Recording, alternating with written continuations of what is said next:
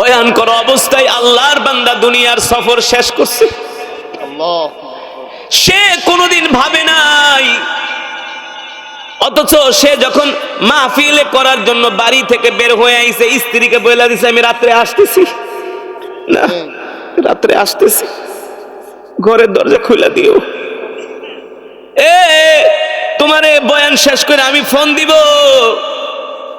সন্তানদেরকে আদর করেছে, আব্বু থাকো, আগামীকাল সকালে মাদ্রাসায় নিয়ে যাব। কিন্তু আল্লাহর বান্দা জানে না এটাই তার জীবনের শেষ বয়ান। বাবারে আমরা কি নিয়ে গর্ব করি, কি নিয়ে অহংকার করি? এই পৃথিবী আমাদের থাকার জায়গা না। আল্লাহ রাব্বুল আলামিন বলে, বান্দারে আমি আল্লাহ যখন ডাক দিব, এক মুহূর্ত এক সেকেন্ডও দুনিয়াতে থাকতে পারবি না। ঠিক কিনা বলে? মালাকুল মউত আজরাইলকে আল্লাহ তাআলা পাঠাইছে আল্লাহর নবীর জান কবজ করার জন্য। আল্লাহ তাআলা বলে, আজরাইল যা যা, আমার হাবিব আমার বন্ধু মুহাম্মদ সাল্লাল্লাহু আলাইহি সাল্লামের জান কবজ করে নিয়ে আয়। কিন্তু সাবধান, তুমি কার জান কবজ করতে যাচ্ছ নি? তিনি কিন্তু আমার হাবিব, আমার বন্ধু, তিনি হলেন রহমাতুল লিল আলামিন। যাকে সৃষ্টি না করলে আমি আল্লাহ তামাম পৃথিবী কুল কায়নাত কিছুই সৃষ্টি করতাম না। তুমি তার জান কবজ করার জন্য যাচ্ছ। কিন্তু শোনো আজরাইল, জান যে কবজ করতে যাবা আমার হাবিবের সামনে যায়া আগে তুমি আমাকে আমার হাবিবের সালাম দিবা। সুবহানাল্লাহ বলে। ঠিক মালাকুল মউত আজরাইল আল্লাহর রাসূলের ঘরের দরজায় আসলেন, ঘরের দরজা নক করলেন। রহমাতুল লিল আলামিনের পাশে হযরত ফাতেমা রাদিয়াল্লাহু তাআলা আনহা বসা। আল্লাহর পয়গম্বর বললেন, ফাতেমা ঘরের দরজা খুলে দাও। হযরত ফাতেমা ঘরের দরজা খুলে দিলেন। দেখলেন ঘরের দরজায় মালাকুল মউত দাঁড়ানো। হযরত ফাতেমা মালাকুল মউতকে চিনতে পারলেন না। আল্লাহ রাসূল ডাক দিলেন, ফাতেমা ঘরের দরজা খুলছো নাকি? হযরত ফাতেমা বলে, ঘরের দরজা তো খুলে দিয়েছি, কিন্তু আমাদের ঘরের দরজায় আজকে এমন একজন ব্যক্তি দাঁড়ানো দণ্ডায়মান। আব্বাজান, এই পর্যন্ত আমাদের বাড়িতে যারা আসছে সবার চেহারা আমি চিনি, কিন্তু আজকে যিনি আমাদের ঘরের দরজার সামনে দাঁড়ানো তাকে আমি কোনোদিন দেখি নাই, তার চেহারা আমি চিনি না। আল্লাহর পয়গম্বর বলে, ফাতেমা তুমি চিনবা কিভাবে? আজকে যিনি আমাদের ঘরের দরজার সামনে দাঁড়ানো, সে যদি একবার কারো দরজায় আসে সে কোনোদিন খালি ফিরে যায় না। এই কথা শোনার পরে হযরত ফাতেমা কান্না করে দিলেন। আল্লাহর নবী বললেন, ফাতেমা কান্না করো না, ঘরের দরজার সামনে যিনি দাঁড়ানো তিনি হলেন মালাকুল মউত আজরাইল, ঘরের ভিতরে আসতে দাও। আল্লাহু আকবার। মালাকুল মউত আজরাইল আলাইহিস সালাম তার পক্ষ থেকে সালামও পাঠাইছে। সুবহানাল্লাহ বলে। আমি আপনার জান কবজ করার জন্য আসছি, কিন্তু আমি এমন একজন ফেরেশতা, আজ পর্যন্ত আমি যত রাজা বাদশার দরবারে গেছি, যত নবী পয়গম্বরদের দরবারে গেছি, কারো জান কবজ করার জন্য আমি অনুমতি চাই নাই। কিন্তু আল্লাহ তাআলা আমাকে নির্দেশ দিছে, আপনার জান কবজ করার আগে আপনার অনুমতি নেওয়া লাগবে। সুবহানাল্লাহ বলেন। ওগো আল্লাহর হাবিব, যদি অনুমতি দেন আপনার জান কবজ করব, আর যদি অনুমতি না দেন মালাকুল মউত খালি হাতে ফিরে যাবে। মালাকুল মউত খালি হাতে ফিরে যাবে। আল্লাহর পয়গম্বর বলল, আজরাইল যদি অনুমতি না দেই খালি হাতে ফিরে যাবা, কিন্তু একদিন না একদিন তো আমাকে মরতেই হবে। ঠিক কিনা বলেন? তার মানে মৃত্যু থেকে কেউ বাঁচতে পারে না, আমরাও বাঁচতে পারবো না। আল্লাহ রসুলের হাদিস, আল্লাহ নবী বিশ্ব নবী রহমাতুল্লিল আলামিন সাহাবীদেরকে নিয়ে মৃত্যুর আলোচনা করতেছি। আল্লাহ নবী ডাক দিয়া বলে, সাহাবীরে, একজন মানুষের যখন মৃত্যুর সময় হয়, কিসের সময়?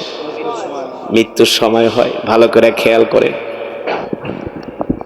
40 দিন আগে আজরাইল তার সাথে আইসা সাক্ষাৎ কইরা যায়। কয়দিন আগে? 40 দিন আগে। তারা মাথায় হাত দিয়া বলে, হে বনি আদম, আমি মালাকুল মউত আজরাইল, আল্লাহ তাআলা আমাকে তোর কাছে পাঠাইছে, আর 40 দিন পরে তোর মৃত্যু হবে, সাবধান, তুই কিন্তু তওবা কইরা ভালো হয়ে যা। এই কারণে দেখবেন যে মানুষগুলো মারা যায় 40 দিন আগে থেকে তার কথাবার্তা সবকিছু পাল্টায়া যায়। কথাবার্তার ভিতরে পরিবর্তন চলে আসে, খাবার দাবারের মধ্যে পরিবর্তন চলে আসে, আচার ব্যবহারের মাঝে পরিবর্তন চলে আসে, মন মরা হয়ে যায়। কি মরা হয়ে যায়? মন মরা হয়ে যায়। মনে আর শান্তি পায় না, অস্থির থাকে, অস্থির, কোনো কিছু তার ভালো লাগে না। কারণ এই দুনিয়া ছেড়ে তাকে চলে যেতে হবে। গত 3 দিন আগের ঘটনা, আমি ঢাকা শহর যে বাড়িতে যেখানে আমি থাকি, আমার পাশের বাসার একজন লোক তার বাজার করে দেয়, একজন দারোয়ান, একটা লোক 5 ওয়াক্ত নামাজ পড়ে আল্লাহর বান্দা। আমি যখন জোহরের নামাজ পড়তে যাই, জোহরের নামাজ পড়ে একটু মসজিদে বেশিক্ষণ সময় কাটাই, মোটামুটি 2:30-3টার দিকে মসজিদ থেকে বের হই। প্রতিদিন ওই আল্লাহর বান্দার সাথে আমার মসজিদে সাক্ষাৎ হয়। মসজিদে সাক্ষাৎ হলে সে আমাকে সালাম দেয়, হাসি মুখে কথা বলে। কিন্তু গত কিছুদিন ধরে আমাকে দেখলে সালাম ঠিকই দেয়, কিন্তু আগের মতো আর তার ভিতরে চঞ্চলতা নাই। চঞ্চলতা, হাসি খুশির ভাবটা নাই, মন মরা। গতকালকে যখন বাজার করতে গেলাম, একজন দোকানদার বললে, হুজুর শুনছেননি? কি হয়েছে? বলে, ওই দুলাল তো মারা গেছে। আমি বলি, কোন দুলাল? বলে, আপনার পাশের বাসায় যে বাজার করে দেয় ওই লোকটা। আমি বলে, বলেন কি? সে তো 5 ওয়াক্ত নামাজ পড়ে, ভালো মানুষ। বলে, হুজুর গতকাল ফজরের সময় স্ট্রোক করে মারা গেছে। আল্লাহ নবী বিশ্ব নবী রাহমাতুল্লিল আলামিন বলে, উম্মত, তোমার যখন মৃত্যুর সময় হয়, মালাকুল মউত আজরাইল 40 দিন আগে তোমার কাছে আয়েশা তোমাকে সতর্ক করে যায়। যদি সে আল্লাহওয়ালা হয়, যদি সে মুমিন হয়, তাহলে বেশি বেশি করে আরো ইবাদতের পরিমাণ বাড়ায় দেয়। যদি মুমিন হয়, আত্মীয় স্বজনদেরকে ডাকি, মাফ চায়া নেয়, বলে, ভাই রে, মাফ কইরা দিও, যদি কোনো কষ্ট দিয়া থাকি ক্ষমা কইরা দিও। মানুষের কাছে কোনো ঋণ থাকলে ঋণ পরিশোধ কইরা দেয়। ছেলেকে ডাইকা বলে, বাবারে, আমার মৃত্যুর পরে অমুক ইমাম সাহেব, অমুক মাওলানা সাহেবরে দিয়ে আমার জানাজাটা দিয়া দিও। বাবা, দেরি করবা না, তাড়াতাড়ি করে আমারে কবর দিয়া দিও। ডাক দেয়, বাবারে, তোর মায়েরে দেখা রাখিস, বোনগুলারে দেখা রাখিস, আমার এই সম্পদগুলা মাদ্রাসায় দান করে দিস। সে যদি মুমিন হয়, ভালো ভালো কথাগুলো বইলা যায়। আর যদি গুনাহগার হয়, মুনাফিক হয়, এই কথাগুলো বলা, তওবা করা, মানুষের থেকে বিদায় নেওয়ারও সময় পায় না। ঠিক কিনা? দেখবেন এলাকার কিছু আল্লাহওয়ালা মানুষ মৃত্যুর আগে সব বইলা যায়, কবরের জায়গাটা পর্যন্ত দেখায় যায় যে মুমিন। আর যে মুনাফিক, নামাজ পড়ে না, দিন মানে না, ইসলাম মানে না, তওবা করারও সুযোগ পায় না, হঠাৎ করে মৃত্যু হয়ে যায়। হয় কি হয় না? গাড়ি অ্যাক্সিডেন্টে মরে যায়, রাস্তায় যায় মারা যায়, বিমানে মারা যায়, তওবা করারও সুযোগ পায় না। আর যে মুমিন হয়, আল্লাহ তাআলা তাকে বারবার সতর্ক করে, আর সেই ইবাদতের পরিমাণ বাড়ায় দেয়। আল্লাহ নবী বিশ্ব নবী রাহমাতুল্লিল আলামিন বলে, সাহাবীরা, যখন তার মৃত্যুর বাকি থাকে আর 3 দিন, 40 দিন থেকে কয় দিন, তখন মালাকুল মউত দিনে 3 বার আসে। আয়েশা বলে, এ বনি আদম, তোর সময় আছে আর 3 দিন, এখনো কি তওবা করস নাই? সালাসা মাররা, তওবা কর, তওবা কর, তওবা কর, বেশি বেশি করে তওবা কর, সকালে তওবা কর, বিকালে তওবা কর, রাতে তওবা কর। যেই ব্যক্তির মৃত্যুর বাকি থাকে 3 দিন, আস্তে আস্তে করে সে একেবারে খাওয়া দাওয়া ছাইরা দেয়, কোনো কিছু ভালো লাগে না, কারণ দুনিয়ার সফর শেষ হয়ে যায়। সাহাবায়ে কেরাম প্রশ্ন করলেন, ওগো আল্লাহর নবী রাহমাতুল লিল আলামিন, যদি বদকার হয় তাহলে তার জান কিভাবে কবজ হয়? আল্লাহর নবী বলে, যদি বদকার হয়, দুনিয়ার মৃত্যুর কোনো কথা তার মনে থাকে না, সে আগের চেয়ে আরো বেশি বেপরোয়া হয়ে যায়, গুনার ভিতরে লিপ্ত হয়ে যায়। যখন নাফরমান ব্যক্তির জান কবজ করার জন্য মালাকুল মউত আসমান থেকে দুনিয়াতে আসে, বড় একটা লোহার রড নিয়ে আসে মালাকুল মউত। কি নিয়ে আসে? বড় একটা লোহার রড নিয়ে আসে।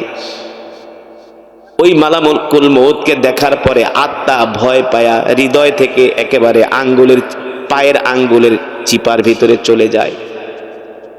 তখন মালাকুল মউত রড দিয়া পিটায়া পিটায়া তার আত্মাটাকে বের করে। দেখবেন কিছু মানুষ, গুনাহগার মানুষ, মৃত্যুর আগে দেখবেন চোখ বড় বড় করে তাকায়, হতাশ হয়ে যায়, পেরেশান হয়ে যায়, দুনিয়া ছাইরা তার যাইতে মন চায় না, আত্মা ভয় পায়, কারণ গেলে আত্মা ভয় পায়, অস্বাভাবিক আচরণ করে, দুনিয়া ছাইরা যাইতে মন চায় না।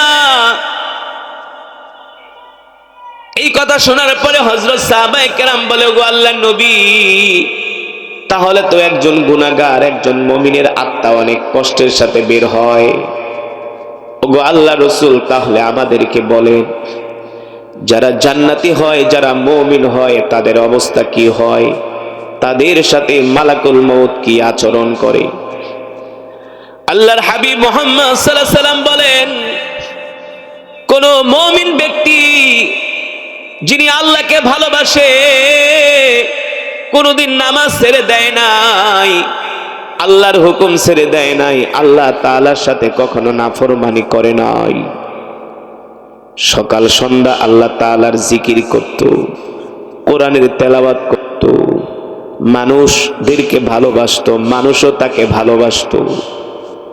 এই সমস্ত মুমিন ব্যক্তিদের যখন মৃত্যুর সময় হয়, আল্লাহ তাআলা মালাকুল মউত ফেরেশতা আজরাইলকে বলে, আজরাইল শোনো, আজকে তুমি যার জান কবজ করতে যাইবা, অমুক গ্রামের অমুক ঘরের আমার ওই বান্দার জান কবজ করবা।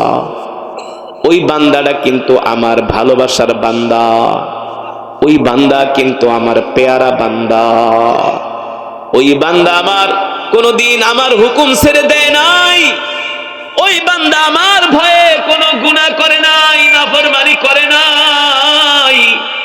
এ আজরাইল, সাবধান সাবধান, আমি আল্লাহ তোমাকে নির্দেশ দিলাম, আমার বান্দার জান কবজ কইরা আনবা, খবরদার আমার বান্দা যাতে কোনো কষ্ট না পায়। সুবহানাল্লাহ বলেন। হাদিস শরীফে আসছে, আল্লাহ তাআলা নির্দেশ দেয়, এ আজরাইল, আমার অমুক মুমিন বান্দার জান কবজ করতে যাইবা, জান্নাত থেকে একটা সাদা রুমাল নিয়ে যাও। সুবহানাল্লাহ বলেন। কি নিয়ে যাও? জান্নাত থেকে একটা সাদা রুমাল নিয়ে যাও, আর জান্নাত থেকে একটা খুশবু নিয়ে যাও। কি নিয়া? জান্নাতে একটা খুশবু, আর জান্নাত থেকে একটা রুমাল নিয়ে যাও। মালাকুল মউত আজরাইল জান্নাত থেকে একটা সাদা রুমাল আর একটা খুশবু নিয়ে আসমান থেকে দুনিয়াতে আসে, আর ওই মুমিন ব্যক্তি, মুমিন বান্দার মাথার কাছে আইসা বসে। সুবহানাল্লাহ বলেন। গুনাহগারের সামনে তো মালাকুল মউত ভয়ঙ্কর চেহারা নিয়ে যায়, ভয়ঙ্কর চেহারা দেখলে তো গুনাহগার নাফরমান ভয় পায়া যায়। নাফরমান বান্দা দুনিয়ার সব কিছু ভুলা যায়, পেরেশান হয়ে যায়, আর যিনি মুমিন বান্দা, আল্লাহর পেয়ারা বান্দা, তার সামনে মালাকুল মউত যখন আসে তখন সুন্দর একটা আকৃতিতে আসে, যাকে দেখলে ভয় লাগে না, দেখলে মায়া লাগে, কত সুন্দর চেহারার মানুষ। মালাকুল মউত আইসা তার মাথার কাছে বৈশা তাকে আদর করে আর বলে, শোনো শোনো, তুমি হলা আল্লাহর পেয়ারা বান্দা, আমি হলাম মালাকুল মউত আজরাইল, তোমার জান কবজ করতে আসছি, তুমি ভয় পাও না, ভয় পাও না, আমি আস্তে করে তোমার জানটা, তোমার রূহটা আমি নিয়ে নিব, তুমি টেরও পাবা না। সুবহানাল্লাহ বলে। ডাক্তারের কাছে যখন ইনজেকশন দিতে যান, যারা ভালো ডাক্তার তারা কি কয়, কি বলে, আমি আপনাকে ইনজেকশন দিব, কোনো ব্যথা পাইবেন না, ভয় পায়েন না, না বলে কি বলে না? আর এটা কোনো বিষয় না, পিঁপড়ার কামড়ের মতো একটু শুধু ব্যথা পাইবেন, এর বেশি না। আর কিছু ডাক্তার আছে কথা না কয়ে ঢুকায় দেয় ইনজেকশন। হ্যাঁ, ওই ব্যক্তির এই আচরণ করার কারণে আরো ভয় বেশি লাগে, লাগে কি লাগে না? ব্যথাও বেশি লাগে, ভয়ও। কিছু ভালো ডাক্তার আছে রোগীর সাথে ভালো আচরণ করে, ভয় পায় না, আপনি কি চিন্তা করেন, আমি আস্তে করে একটু সুইটা ঢোকামো, আপনি টেরও পাবেন না। সুন্দর করে গল্প করে আর আস্তে করে সুইটা ঢুকায় দেয়, ঠিক কিনা বলে? ঠিক মালাকুল মউত আজরাইল আলাইহিস সালাম ওই জান্নাতি ব্যক্তির সাথে গল্প করে আর বলে, শোনো, এ তুমি কি মৃত্যুকে ভয় পাইতেছো? ভয় পাও না, ভয় পাও না, শোনো, তুমি যখন দুনিয়ার সফর শেষ করবা, তুমি কোন জায়গায় যাইবা জানোনি? বলে না, আমি তো জানি না কোথায় যাবো। তখন আল্লাহ তাআলা মুমিন ব্যক্তির সামনে জান্নাতের দরজাটা খুলে দেয়। জোরে বলেন সুবহানাল্লাহ। তখন তিনি তাকায়া তাকায়া জান্নাতের নেয়ামত গুলো দেখতে থাকে, জান্নাতের বাগান গুলো দেখতে থাকে। সুবহানাল্লাহ বলেন। আল্লাহ তাআলা কোরআনুল কারীমের মধ্যে বলছেন, ইন্নালিল মুত্তাকিনা মাফাজা হাদাইকা ওয়া আনাবা ওয়া কাওয়াইবা আতরাবা ওয়া কাসান দিহাকা। আল্লাহু আকবার। লা ইয়াসমাউনা ফিহা লাগওয়া ওয়ালা কিযাবা। আল্লাহ তাআলা বলে, নবী আপনি বলে দেন, আমি আল্লাহ জান্নাতি বান্দাদের জন্য জান্নাতের মধ্যে এমন নিয়ামত রাখছি, এই দুনিয়াতে যারা মুমিন হবে তারা হবে সফল। সুবহানাল্লাহ। তারা কি হবে? সফল। যারা 5 ওয়াক্ত নামাজ পড়বে, আল্লাহর হুকুম মানবে, আল্লাহর বিধান মানবে। আর 5 ওয়াক্ত নামাজ তো পড়েই না, জুমার নামাজটা পর্যন্ত পড়ে না, সারাদিন শুধু বিড়ি টানে, প্রতিদিন 2 প্যাকেট বিড়ি লাগে, প্রতিদিন 2 প্যাকেট বিড়ি লাগে। শুক্রবারে জুমার দিনে পর্যন্ত মসজিদে যায় না, এইদিকে জুমার দিনে জুমার বয়ান হয় আর সে ঘরের বারান্দায় বৈশা বৈশা সিগারেট খায়, বিড়ি খায়। এমন মুসলমান আছে কি আছে না? আপনাদের এলাকায় আছে? আছে। এই সমস্ত গরু খাওয়া মুসলমান গুলা যখন মারা যাবে, কবরে ঢোকনের সাথে সাথে মুসলমান বাবারা, এই পৃথিবীর যাত্রা শেষ হয়ে যাবে। বাড়ি গাড়ি দালান কোঠা বিল্ডিং সব কিছু ছেড়ে এক কাফনের কাপড় নিয়ে যেতে হবে, কেউ যাবে না। কার জন্য তুমি দিন রাত কাজ করতেছো নামাজ না পড়া? এমনও মানুষ আছে ফজরের সময় বাইরে রাত 10টা বাজে বাসায়, হ্যাঁ, ঠিক মতো খায়ও না, খালি কাম আর কাম। লুঙ্গিও একটা পরে সিরা, শার্টও একটা গায়ে দেয় সিরা, ওই যে কিনলে টাকা কমে যাবে, বাজারও ভালো করে করে না। আহ, তুই নিজে ভালো খালিও না, ভালো একটা পোশাকও পরলি না, সম্পদ করলি। আছে কি আছে না এমন মানুষ? আপনার এলাকায় আছে কি আছে না? খালি জমিন কিনে, কি কিনে? জমি কিনে, খালি জমি আর সম্পদ আর সম্পদ। আল্লাহ রাসূল বলছে, বনি আদম হইলে এমন লুবি, ওদের মুখের ভিতরে কবরের মাটি না ঢোকা পর্যন্ত বনি আদমের পেট ভরবে না। বিশ্বাস করেন না? গত 1 সপ্তাহ আগে ঢাকায় একটা মাহফিলে গেছিলাম, নারায়ণগঞ্জে একটা মাহফিলে গিয়েছিলাম। 5 বারের এমপি, কয়বারের? 5 বারের এমপি, বয়স হয়ে গেছে 100-এর উপরে। এখনো মাহফিলের স্টেজে আয়া কথা কইতে পারে না, কাঁপায়, বয়া বয়া কাঁপায় কাঁপায় কথা কয়। আর কয়, হুজুর আমার লিগা দোয়া করেন, আমি 5 বারের এমপি, এবারও আমি ইলেকশনে দাঁড়াইতেছি। কয়বারের এমপি? 5 বারের এমপি, বয়স 100-র কাছাকাছি, কথা একটা কয় 3টা ভুলে যায়। এক ঘটনা কইতে আমারে খালি বারবার যে হুজুর কি জানি কি জানি, তাই কোনদিন মানুষের মন সেই দিনই বর্ব যেদিন কাফনের কাপড় পেঁচাইয়া কবরের ভিতরে রাখবো, সেই দিন তার সব মিটবে, এছাড়া মন কোনদিন ভরবে না। আল্লাহ নবী বিশ্ব নবী রাহমাতুল লিল আলামিন বলে, উম্মত,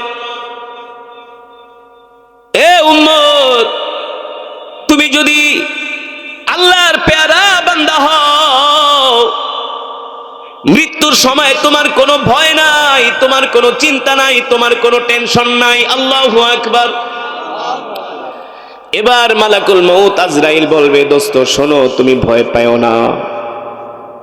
তুমি যে ভয় পাইতেছো, তুমি তো দুনিয়ার সফর শেষ কইরা এমন এক জায়গায় যাইতেছো যেখানে শুধু সুখ আর সুখ। সুবহানাল্লাহ। ইন্নালিল মুত্তাকিনা মাফাজা হাদাইকা ওয়া আনাবা। দুনিয়ার জমিনে তুমি মুমিন হবার কারণে তুমি সফল হয়ে গেছো, কামিয়াব হয়ে গেছো। সুবহানাল্লাহ। তোমার কপাল খুলে গেছে।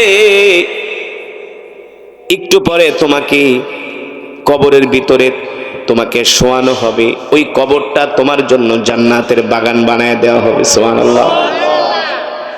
আর তুমি কবর থেকে যেখানে তোমার আসল বাড়ি, আমাদের আসল বাড়ি কোথায়? জান্নাত। আসল বাড়ি কবর তো আমাদের আসল বাড়ি। কবরে তো আমরা কিছুদিন থাকবো, তারপরে চলে যাব আসল বাড়ি জান্নাতে। সুবহানাল্লাহ। মালাকুল মউত বলবে, ওই যে তাকায় দেখো, তোমার জন্য আল্লাহ তাআলা সমবয়স্কা সুন্দরী রমণী হুর বানায়া রাখছে। এক একজন জান্নাতি পুরুষ 70টা করে হুর পাবে। কয়টা? কয়টা করে? বিশ্বাস করেন না? বিশ্বাস করেন না? এক বৃদ্ধ সাহাবী মসজিদে নববীতে বসে আছে, আল্লাহ রাসূল ডাক দিছে, তাআলাউ ইয়া শাইখুনা, এই আমাদের বৃদ্ধ, এদিকে আসো, আপনি কি জান্নাতে যেতে চান? বৃদ্ধ সাহাবী বলে, গো আল্লাহর নবী, জান্নাতে না গেলে আপনারা কিভাবে দেখব? আল্লাহর নবী বলে, কোন বৃদ্ধ তো জান্নাতে যাবে না, কোন বৃদ্ধ তো জান্নাতে যাবে না। এই কথা শোনার পরে তো বৃদ্ধ সাহাবী কান্না করা শুরু করছি। ওগো আল্লাহ রাসূল, কি বলেন কি বলেন? বৃদ্ধ জান্নাতে যাবে না মানে? জান্নাতে না গেলে আপনাকে আমি দেখব কিভাবে? এমন কান্না শুরু করছে বৃদ্ধ। আল্লাহ নবী মুস্কি মুস্কি হাসতেছে বৃদ্ধর কান্না দেখা।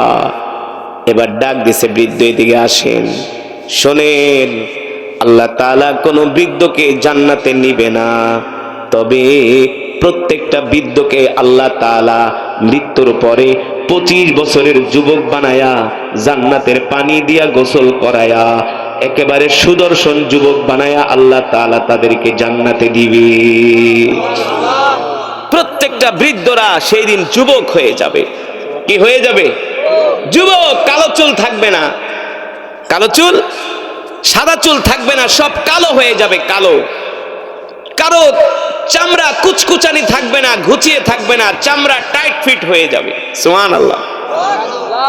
এই দুনিয়াতে কত কষ্ট না, রোগ শোক, গ্যাস্ট্রিক, অম্বল, বাত ব্যথা, কোমর ব্যথা, হাঁটু ব্যথা, ডায়াবেটিস, প্রেসার, এত কষ্ট ভাল লাগে নাকি? আল্লাহ রাসূল কা মত খালি একটু কষ্ট কইরা, দাঁতে কামড় দিয়া 50-60টা বছর একটু কষ্ট কইরা খালি আসো আসো, একটু কষ্ট করো, এমন জান্নাত দেওয়া হবে আর কোনদিন জান্নাত থেকে বের করা হবে না। ঠিক কিনা?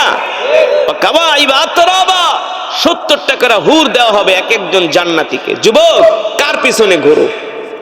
যুবকরা বোঝে না, নামাজ পড়ে না,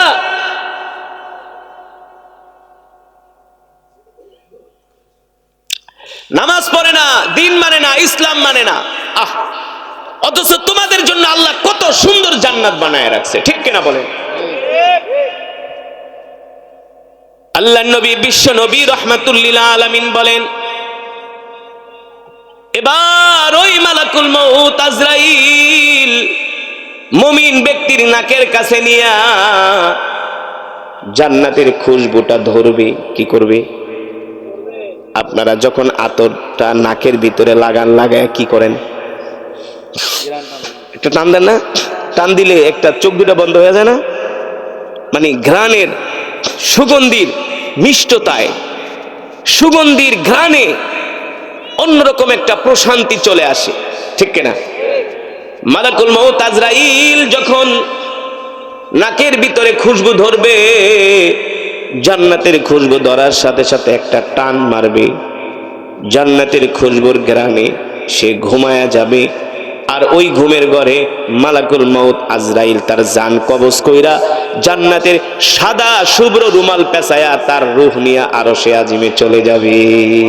আমরা অত ভালো না বাইসা দুনিয়ার জিন্দিগিটা যতটুকুন মোটামুটি কাটানোর জন্য কষ্ট পরিশ্রম করা দরকার, ততটুকুন কইরা জান্নাত কামানোর জন্য আমরা চেষ্টা করি, ঠিক কিনা বলেন? যাতে কবরের জিন্দিগিটা আমাদের সহজ হয়, সহজে যেন আমরা জান্নাতে যেতে পারি। আল্লাহর নবী বলে, উম্মত তুমি যদি সহজে জান্নাতে যেতে চাও তাহলে আমার উপরে আল্লাহ যেই কোরআন নাজিল করছে এই কোরআন বেশি করে তেলাওয়াত করো। এই যে আমি কোরআন পড়ছি, শুনছেন না? কোরআন, ইদা উদি আল মাইয়িতু ফি কবরিহি জাল কোরআন ইনদা রাসি।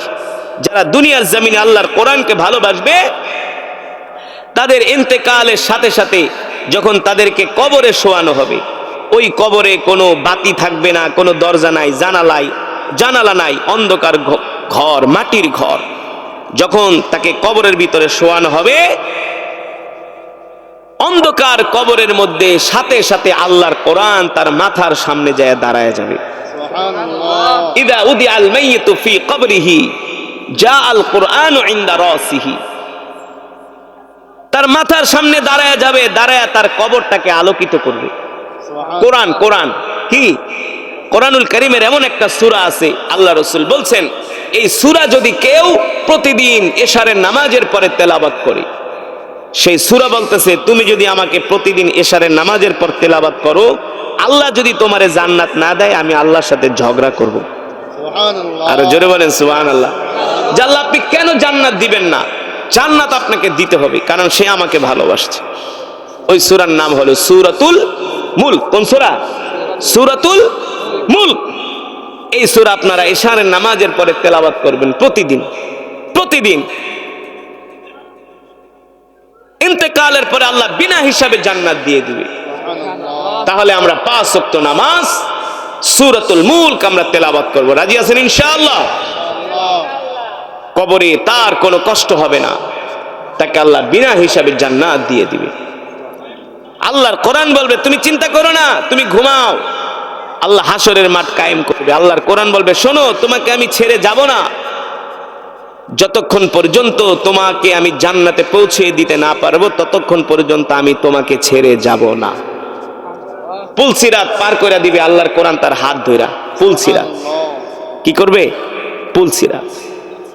আমরা তো একটা সাক্ষ্য পার হইতে গেলে কাঁপতে কাঁপতে পুড়ে যাই, আর পুলসিরাত চুলের চেয়েও চিকন, হীরার চেয়েও ধার।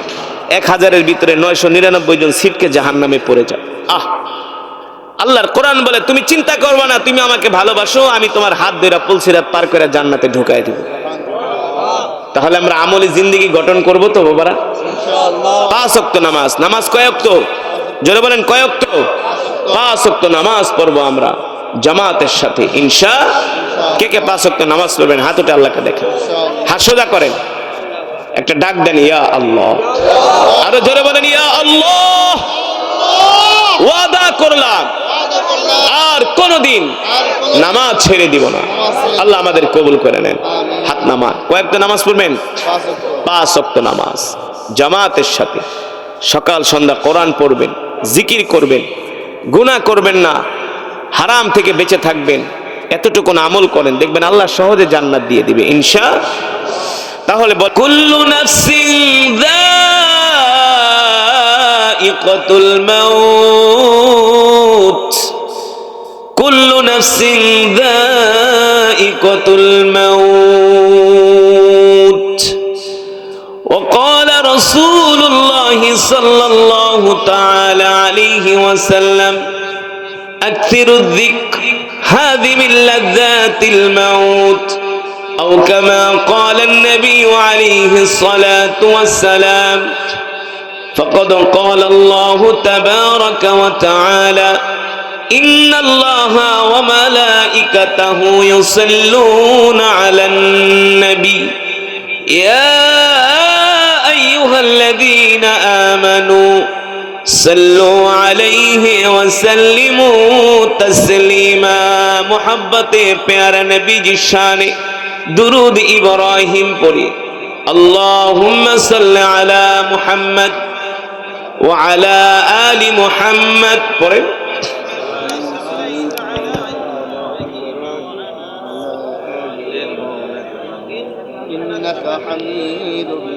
শোনেন একবার দুরূদ শরীফ পড়লে আল্লাহ তাআলা তার উপরে 10 বার রহমত নাজিল করে। কয়বার? একবার দুরূদ শরীফ পড়লে আল্লাহ রাসূলের উপরে আল্লাহ তাআলা সাথে সাথে 10 বার রহমত নাজিল করে। জোরে বলেন সুবহানাল্লাহ। 10টা গুনাহ সাথে সাথে maaf হয়ে যায়। সুবহানাল্লাহ। কয়টা গুনাহ? 10টা গুনাহ সাথে সাথে maaf হয়ে যায়। আরো শুনবেন দুরুদের কি সওয়াব? আরো শুনবেন? দুরূদ শরীফ তো পড়েন না, ভুলেও তো পড়েন না, নামাজ ছাড়া তো জিন্দেগিতে দুরুদ পড়েন না, মাহফিলে আসছেন সেটাও পড়েন না, তো কই পড়বেন দুরুদ? চার দোকানে বসে?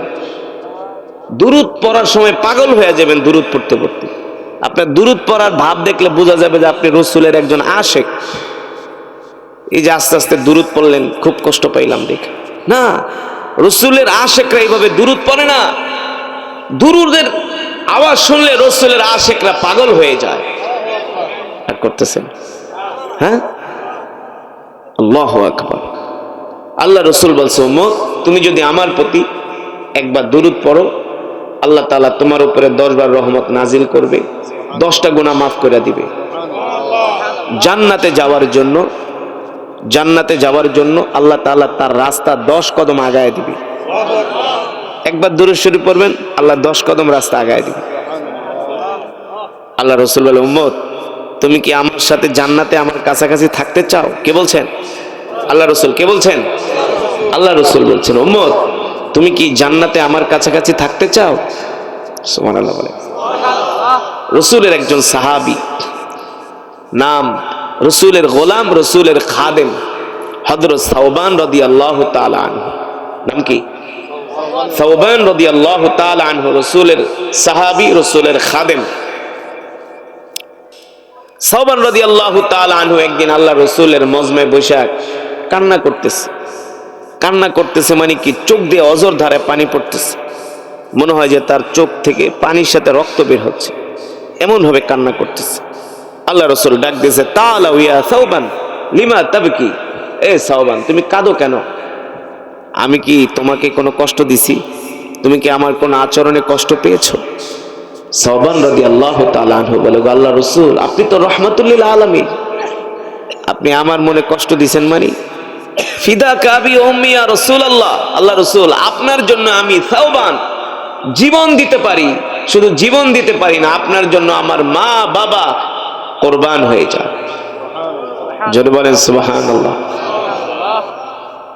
আল্লাহ রাসূল বলতেছে, তাহলে কান্না করো কেন? সাওবান রাদিয়াল্লাহু তাআলা আনহু বলে, আল্লাহ রাসূল দুনিয়াতে তো আমি আপনার কাছাকাছি থাকি, আপনাকে চাইলেই দেখতে পারি, আমার যখন ক্ষুধা লাগে আমি দৌড়ে বাড়িতে যাই, ঘরে যায় যখন কোনো খাবার দাবার পাই না, ক্ষুধার্ত অবস্থায় আবার আপনার দরবারে চলে আসি, যতক্ষণ আপনার চেহারার দিকে তাকায় থাকি, আল্লাহর কসম করে বলি আমি সাওবান ক্ষুধার যন্ত্রণা ভুলে যাই। দুনিয়াতে আপনাকে দেখে আমি আমার কলিজা ঠান্ডা করি, আপনি আপনার কাছাকাছি বসি, আপনার সামনে থাকি, কিন্তু জান্নাতে তো আপনি তো থাকবেন জান্নাতুল ফেরদাউসের উচ্চ মাকামে, উচ্চ আসনে, সেখানে তো আমি সাওবান যাইতেও পারবো না, আপনাকে দেখতেও পারবো না। এই কথা মনে করে আমি কষ্ট পাইয়া কান্না করতেছি যে দুনিয়াতে শুধু আপনাকে দেখলে আমার কলিজা ঠান্ডা হবে না, জান্নাতেও আমি আপনাকে দেখতে চাই। কিন্তু আমি তো ছোট মানুষ, আপনাকে জান্নাতে আমি কিভাবে দেখব?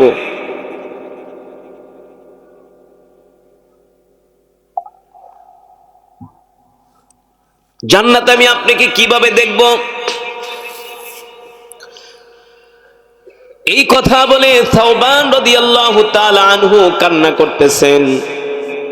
আল্লাহ তাআলা হযরত জিবরাইলকে পাঠিয়ে দিলেন, আর জিবরাইল এসে বললেন, ومن يطع الله والرسول فأولئك مع الذين أنعم الله عليهم من النبيين والصديقين والشهداء والصالحين وحسن أولئك رفيقا। ওগো আল্লাহর নবী, আপনার সাহাবী সাওবান বলতেছে, জান্নাতে আপনি উচ্চ মাকামে থাকবেন। কিভাবে আপনার সাথে সাওবান দেখা করবে, কিভাবে জান্নাতে আপনাকে দেখবে? সে বলতেছে, সে তো আপনার কাছাকাছি থাকতে পারবে না। আপনি সাওবানকে খুশির সংবাদ দিয়ে দেন, এই দুনিয়ার জমিনে যারা আল্লাহ রসুলকে ভালোবাসবে, আল্লাহ রসুলের মহব্বতে বেশি বেশি দুরূদ পড়বে, তারাও জান্নাতের মধ্যে আল্লাহ নবীর কাছাকাছি থাকবে। আমরা কি আল্লাহ রসুলের সাথে জান্নাতে থাকতে চাই কি চাই না? জোরে বলেন। তাহলে বেশি কইরা আল্লাহ রসুলের শানে দুরূদ পড়বেন। রাজি আছে? রাজি আছে? ও মুসলমান আল্লাহর বান্দারা, এই যে আজকের মাজমায় আমি আপনাদের সামনে কোরআনুল কারীমের তেলাওয়াত করলাম, আপনারা কোরআনুল কারীমের তেলাওয়াত শুনছেন? কি পেয়েছেন জানেননি?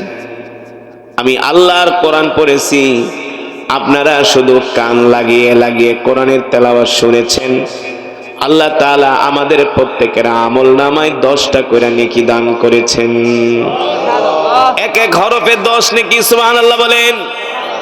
কয় নেকি? এক এক হরফে 10 নেকি। আমি যদি 10,000 শব্দ তেলাওয়াত করি, 10,000কে 10 দিয়া গুণ দেন, নগদ হয় 1 লাখ। শুধু এখানেই শেষ না, কোরআনুল কারীমের আমি এমন একটা সূরা তেলাওয়াত করেছি যেই সূরার নাম হলো সূরাতুল ইখলাস। সুবহানাল্লাহ বলেন। কোন সূরা? সূরাতুল ইখলাস। এমন একটি সূরা, তিরমিজির বর্ণনায় আসছে, সাহাবী আবু সাঈদ আল খুদরি রাদিয়াল্লাহু তাআলা আনহু থেকে হাদিসটি বর্ণিত। আল্লাহর নবী বলেন, আল্লাহ রাসূল মুহাম্মদ সাল্লাল্লাহু আলাইহি সাল্লাম বলেন, কেউ যদি সূরাতুল ইখলাস 3 বার তেলাওয়াত করে, আল্লাহ তাআলা তার আমলনামায় পূর্ণ 1 খতম কোরআনুল কারীমের সওয়াব দান করে। সুবহানাল্লাহ। তাহলে আজকের মাজমায় যারা আসছেন সকলেই 1 খতম করে করে কোরআনুল কারীমের সওয়াব পেয়েছেন। খুশি নাকি বেজার? বলি আলহামদুলিল্লাহ। আর মুহাব্বতের সাথে বলি আলহামদুলিল্লাহ। আল্লাহ তাআলা এই খতমে কোরআনের সওয়াব আপনি আমাদের মা বাবার কবরে পৌঁছায়া দেন। আমিন। আমাদের দাদা দাদির কবরে পৌঁছায়া দেন। আমিন। ও মুসলমান, এই দুনিয়া ছেড়ে আমাদের একদিন চলে যেতে হবে। পারবো থাকতে? পারবো না। দাদা গেল, দাদি গেল, নানা গেল, নানি গেল, বাবা গেল, মা গেল, একদল আসে আর একদল যায়, ঠিক কিনা বলেন? গত বছরের মাহফিলে এই এলাকার অনেক মানুষ ছিল, এই বছর তারা নাই, অনেকেই কবরে। কিন্তু আমরা মৃত্যুর কথা স্মরণ করি না। আল্লাহ তাআলা কোরআনুল কারীমের মধ্যে বলছেন, কুল্লু নাফসিন যায়িকাতুল মাউত। এ দুনিয়ার মানুষ, তোমাদের প্রত্যেককেই মৃত্যুর স্বাদ গ্রহণ করতে হবে, ঠিক কিনা বলেন? এখন যদি মারা যায়, লাশটা আর কেউ ঘরে রাখবে না, উঠানের মধ্যে ফালায় রাখবে। আল্লাহ, একটা চাদর দিয়া এই শীতের ভিতরে আপনার আমার দেহটাকে উঠানের মধ্যে ফালায় রাখবে, ঘরেও নিবে না। এই দুনিয়া অনেক বড় স্বার্থপর রে বাবা। এই দুনিয়া আসলে কেউ কারো না, যার যার কবরে তাকেই যেতে হবে, ঠিক কিনা বলেন? যার যার হিসাব তাকেই দিতে হবে। আল্লাহ তাআলা সে কথাই কোরআনুল কারীমের মধ্যে বলছেন, কুল ইন্নাল মাউতাল্লাযী তাফিরুনা মিনহু ফাইন্নাহু মুলাকীকুম সুম্মা তুরাদ্দুনা ইলা আলিমিল গায়বি ওয়াশ শাহাদাতি ফায়ুনাব্বিউকুম বিমা কুনতুম তা'মালুন। আল্লাহ রাব্বুল আলামিন বলে, হে দুনিয়ার মানুষ, তোমরা মৃত্যু থেকে যতই পলায়ন করার চেষ্টা করো না কেন, মৃত্যু থেকে তোমরা কেউ বাঁচতে পারবে না। পারবো? যত চেষ্টা করি না কেন, মৃত্যু থেকে আমরা কেউ বাঁচতে পারবো না।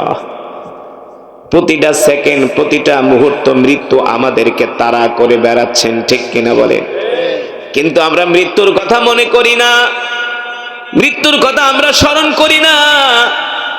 দুনিয়ার সব কিছুর গ্যারান্টি আছে, কিন্তু আপনার আমার 1 সেকেন্ডের গ্যারান্টি নাই। আছে? একটা গাড়ি কিনতে যাবেন, আপনাকে একটা গ্যারান্টি দিবে। একটা ফ্রিজ কিনতে যাবেন, আপনাকে 12 বছরের গ্যারান্টি দিবে। কথা কন। একটা মোবাইল কিনবেন, আপনাকে 5 বছরের গ্যারান্টি দিবে। একটা ঘড়ি কিনবেন, আপনাকে 2 বছরের গ্যারান্টি দিবে। পৃথিবীর সব কিছুর গ্যারান্টি হয়। একটা বিল্ডিং বানাবেন, সেখানেও ইঞ্জিনিয়ার আপনাকে 100 বছরের একটা গ্যারান্টি দিবে।